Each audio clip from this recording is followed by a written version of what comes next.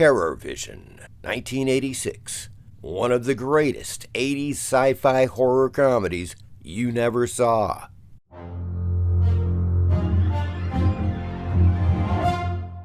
Greetings, fiends. Today we're looking at one of the greatest 80s sci-fi horror comedies you never saw. TERRORVISION from 1986. Written and directed by Ted Nicolaou. Starring Gerrit Graham, Mary Woronov, Diane Franklin, John Grise, and Alejandro Rey. Intellectual decay! Turn it off and rot your brains out! The Pottermans are just a typical American family. The only thing they're missing is a pet. But have we got a surprise for them? You see, Stanley Potterman's new satellite TV has just gone on the blink. And it's drawn in a creature from outer space.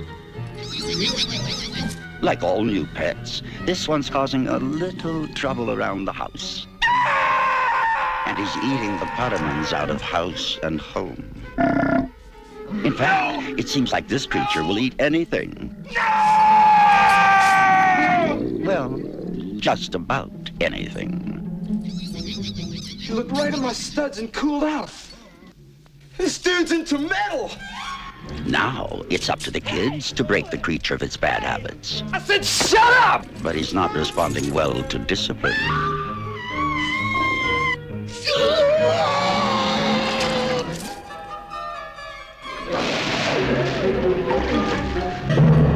TERRORVISION from Empire Pictures. TERRORVISION plot. Stan Potterman, played by Gerrit Graham, installs satellite TV for his family, but it soon picks up a signal from another planet, and his television system becomes a gateway between the two worlds, with horrifying and hilarious results. Supreme 80s satire. People of Earth, your planet is about to be destroyed. We're terribly sorry for the inconvenience. So goes the byline for TERRORVISION, the brainchild of writer-director Ted Nicolaou. People who were in their teens to adulthood in the 80s will recognize much of the satire pointed directly at popular culture and society at the time. And while TERRORVISION is a jab at the culture, it is also a love letter to 50s science fiction flicks and a rather endearing look at a dysfunctional Los Angeles family and their reaction to alien invaders. Led by a fantastic cast, including Gerrit Graham, Mary Woronov, Diane Franklin, and John Grise.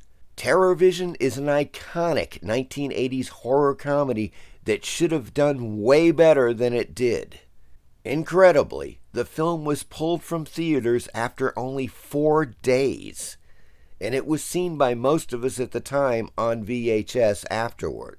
To my knowledge, it was not released on DVD or Blu-ray until 2012 by Shout Factory. So for a few decades, TERRORVISION was basically dead and buried. The Shout Factory Blu-ray release of TERRORVISION is on a double bill with The Video Dead, another great low-budget 80s flick. There is also a making of TERRORVISION on the Blu-ray that is fantastic, with many people interviewed and the film's secrets revealed. And speaking of low-budget sci-fi horror flicks, check out my film First Man on Mars, available on Blu-ray in a signed and numbered limited edition. The countdown to terror has begun. The signal's getting stronger now. It won't be long. Come quick! The monster done ate my pappy! Do you really think this was a bear, Doc? Highly unlikely. First man on Mars. Once he was human. There's something shiny in the rock. This is really starting to sting. Now a bloodthirsty monster, killing and devouring the young, and not so innocent. Let's take a look at this, huh? I'm gonna blast the thing back to hell. Oh, shit. First man on Mars.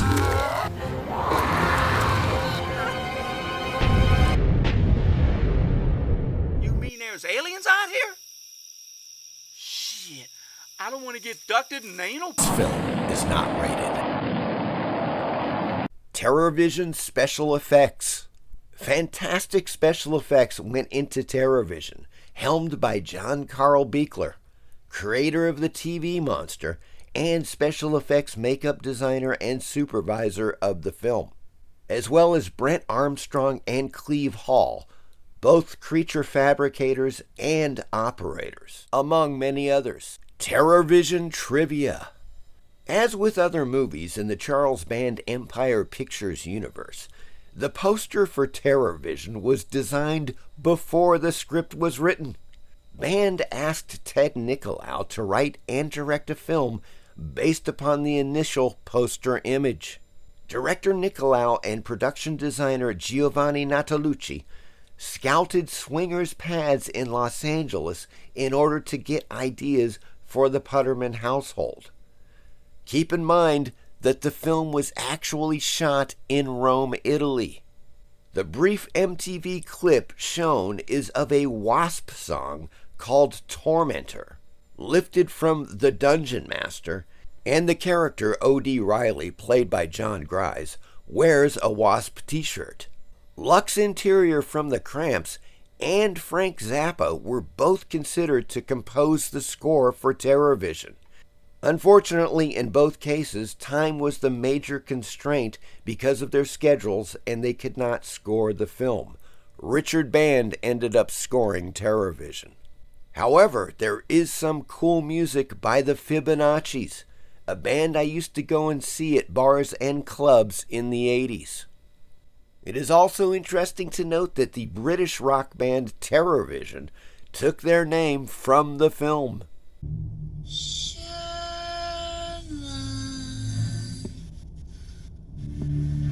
Come here, Sherman. Come real close to Medusa. All set, Sherman.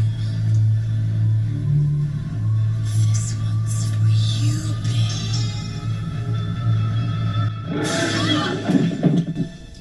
Pleasant dreams.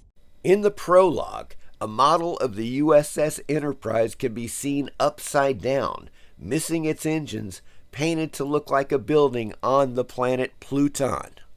When Susie introduces the monster to music, her arm is resting on top of Sanyo's first CD player model, the DAD-8.